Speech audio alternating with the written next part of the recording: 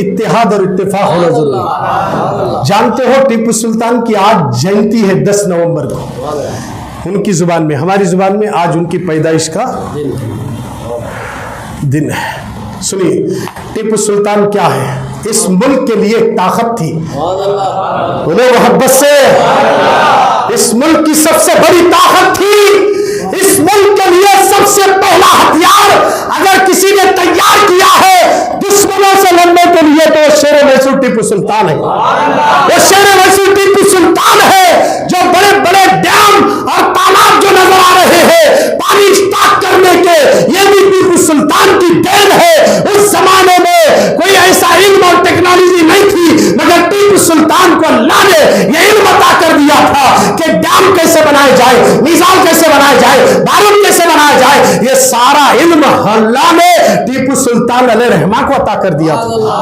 और वो टीपू सुल्तान को आज दुश्मन ताकतें आतंकवादी कहते हैं। जानते हो हमारे टीपू सुल्तान ने जब जब मंदिरों पर उन्हीं के लोगों ने हमला किया तो उसकी हिफाजत के लिए टीपू सुल्तान सामने खड़े रहे।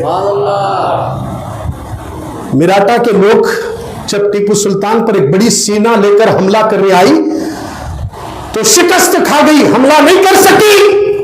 जब वो वापस लौट रहे थे तो रास्ते में उन्होंने मंदिर को तोड़ा।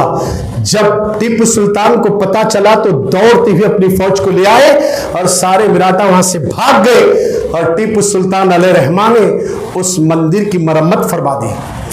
ये है इस मुल्क का लॉ और इस मुल्क की हिंदू पर्सनल लॉ को बचाने वाले टीपू सुल्तान जैसी हस्ती ने बता दिया कि आपस में मुत्तहिद होकर रहो।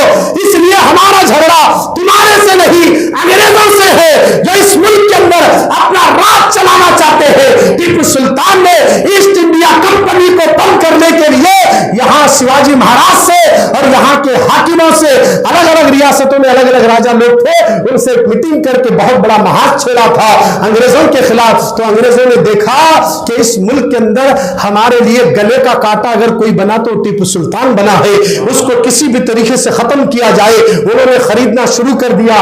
इस तरह टीपू सुल्तान के करीबी खासुल खास दोस्त को यानी मीर जाफर सादिक को अंग्रेजों ने खरीद लिया और वो सारी रिपोर्टें देता था।